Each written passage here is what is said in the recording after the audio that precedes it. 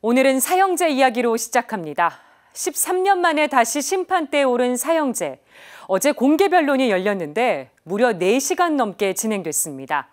국가가 생명을 앗아갈 권리는 없다는 주장과 공익을 위한 형벌이라는 주장이 팽팽하게 맞섰습니다. 김형준 기자가 보도합니다. 2010년 합헌 결정 이후 13년 만에 다시 심판대에 오른 사형제. 사형제가 헌법에 어긋난다고 주장하는 청구인 측과 합헌이라고 주장하는 법무부 측은 물러섬이 없었습니다. 4시간 37분이라는 긴 변론 시간은 이번 사안의 중대성과 사회적 관심을 보여줬습니다. 청구인 측의 주된 논지는 생명은 무엇도 침해할 수 없는 절대적 기본권이라는 점이었습니다. 국가도 기본권 중에 기본권이라고 할 수 있는 생명을 앗아갈 권리는 없다는 겁니다. 생명이라고 하는 것은 법 이전에, 국가 이전에 이미 우리에게 주어져 있는 전제다라고 하는 그런 견해를 저희는 가지고 있습니다.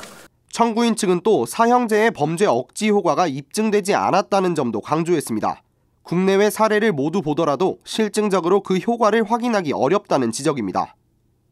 거의 대부분의 사형 확정자들은 사건 당시 술에 취했거나 화가 나서 정신이 없거나 잡힐 생각을 하지 않아서 처벌에 대해서는 생각하지 않았다고 대답하였습니다.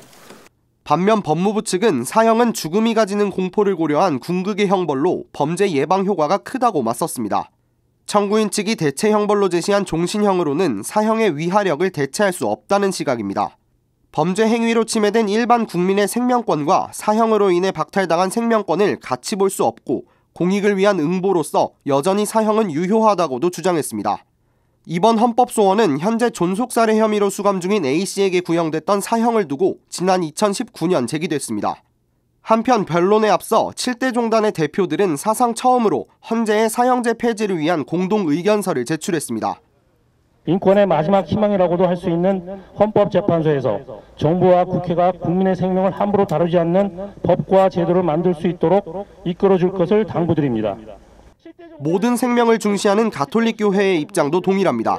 3년 전 청구인과 함께 헌법소원을 제기한 것도 사형제도 폐지를 위해 앞장서온 주교회의 정의평화위원회였습니다. 공개 변론에 참석한 주교회의 정평위원장 김선태 주교는 이 땅에서 사형제가 완전히 사라져야 한다고 호소했습니다. 이번 기회로 사형제도가 완전히 폐지됐으면 좋겠습니다. 하느님께서 창조하신 모든 인간은 정말 존엄하고 그가 어떤 죄를 지었더라도 정말 인권, 생명의 존엄성은 침해받을 수 없습니다. 사형제도의 위헌성을 두고 치열한 공방이 이어졌던 이번 공개 변론. 헌재는 심리를 거쳐 선고 기일을 잡고 위헌 여부를 최종 결정할 예정입니다.